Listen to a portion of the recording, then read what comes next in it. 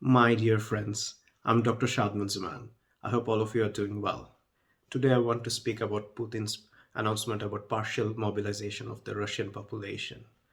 Now, for me personally, Ukraine had won the war the moment the war went beyond 1 week because Russian logistics was never gonna match up or even catch up. And credit to Ukraine, Ukrainian leaders, and the Ukrainian people and their steely determination, which has inspired everyone throughout the world, not only the West, throughout the whole world, into believing that the impossible can be done. And thank you, Ukraine. Thank you, President Zelensky. But as I said, for me, the Ukraine has already won the war. But today's announcement means the beginning of the end for Putin.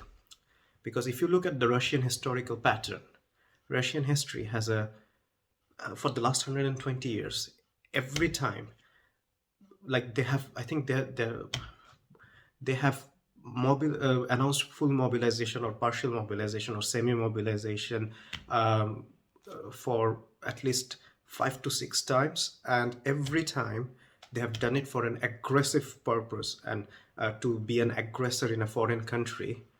They have always lost. Now, in the Second World War, it was a defensive war because the Nazis, the disgusting Nazis, had attacked Soviet Union as part of Operation Barbarossa, and then they had like sort of fully mobilized.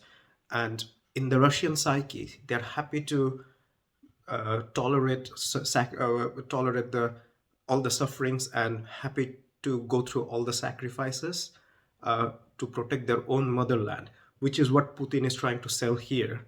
But every time a leader, Russian or Soviet leader, has tried to mobilize or do conscription for foreign invasions, they have like the Russian people ended up kicking those regimes out of power.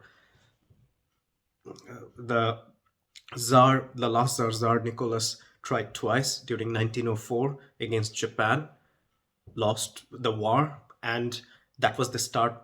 That after that war, he actually had to bring in the Duma, the Russian parliament, and for the first time had to share power, or else before that he had a divine right. Second, 1914, the First World War, which ended up with the whole Russian monarchy totally out of power. The monarchy was abolished, and we all know what happened between the Red Army, White Army, and Civil War.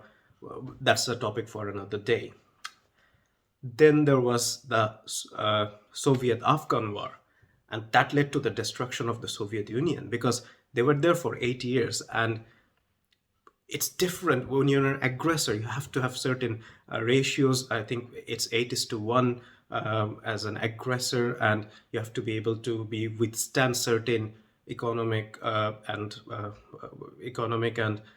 territorial, not territorial necessarily, but economic and logistical losses, which Russian economy was never ready for, especially after COVID. And now Putin has announced a partial mobilization for a foreign invasion, and he's trying to sell it as, oh, it's an attack on the motherland, and he's bluffing with his nuclear weapons. There is no way he's ever going to use a nuclear weapon. The day he does that, that's the end of him, basically, because that would be a catastrophic mistake. And I think Putin is trying to secure his legacy, which is why he wanted to go after Ukraine in the first place. And that is a huge mistake. He's trying to think of himself as Peter the Great, and well, I think he miscalculated very, very, very badly here because I think I think this was 2 3 months ago, 2 3 months before the war, where he wrote an article where he was referencing Peter the Great all the time. Now, the problem with this is Peter the Great was a military genius. Putin is not. Putin's reading of the history is wrong. But today, Putin has hit the final nail in the coffin. Russian history and knowing Russian history, knowing Russian people's mindset, or having studied Russian people's mindset, believe me, Ukraine just needs to survive another 7 to 8 months. and Putin's regime is finished. I wish the best for my Ukrainian friends, Ukrainian brothers and sisters. I hope I hope they survive what's coming, and not only they survive, they thrive. They beat the Russians. They thrive. They become a prosperous nation again.